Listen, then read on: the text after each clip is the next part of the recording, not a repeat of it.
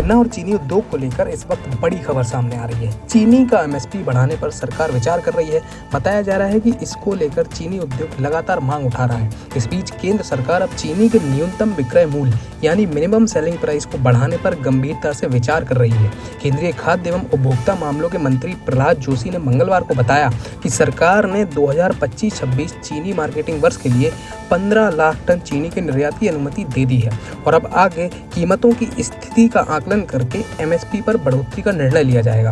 बता दें कि फरवरी 2019 से चीनी का एमएसपी 31 रुपये प्रति किलो पर ही स्थिर है।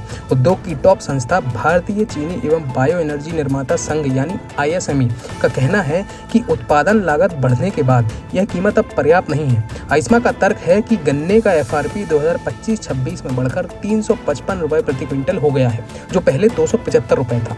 इस बढ़ोतरी की वजह से चीनी की उत्पादन लागत भी बढ़कर लगभग 40.24 रुपये प्रति किलो पहुंच गई।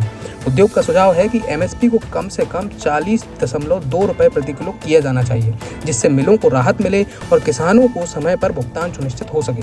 मंत्री प्रहलाद जोशी ने कहा कि पिछले 2024-25 सीजन में सरकार ने 10 लाख टन चीनी निर्यात की अनुमति दी थी, जिसके बाद घरेलू बाजार में कीमतें स्थिर रहीं। इस साल 15 लाख टन निर्यात की छूट दी गई है और इसके प्रभावों का अध्ययन कर एमएसपी पर अंतिम फैसला लिया जाएगा। उन्होंने बताया कि मंत्रालय इस बात पर नजर रखेगा कि निर्यात की अनुमति का घरेलू चीनी कीमतों पर कैसा असर पड़ता है। इसके बाद ही चीनी की एमएसपी यानी मिनिमम सेलिंग प्राइस में बढ़ोतरी पर कदम उठाया जाएगा। सूत्रों के अनुसार खाद्य मंत्रालय के अधिकारी भी इस सुझाव पर व्यापक समीक्षा करेंगे कि एमएसपी बढ़ाया जाए या नहीं। उद्योग से जुड़े वरिष्ठ अधिकारियों का कहना है कि चीनी की एमएसपी में संशोधन न केवल उद्योग के लिए जरूरी है, बल्कि यह किसानों के हितों से भी सीधा जुड़ा मुद्दा है।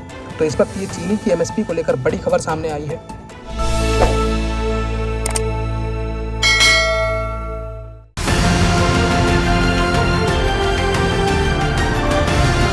किसान तक, किसान तक, किसान तक, किसान तक, किसान तक, किसान तक, किसान तक, खाना है तो उगाना है, खाना है तो उगाना है, किसान तक, खाना है तो उगाना है। किसान तक, खाना है तो उगाना है।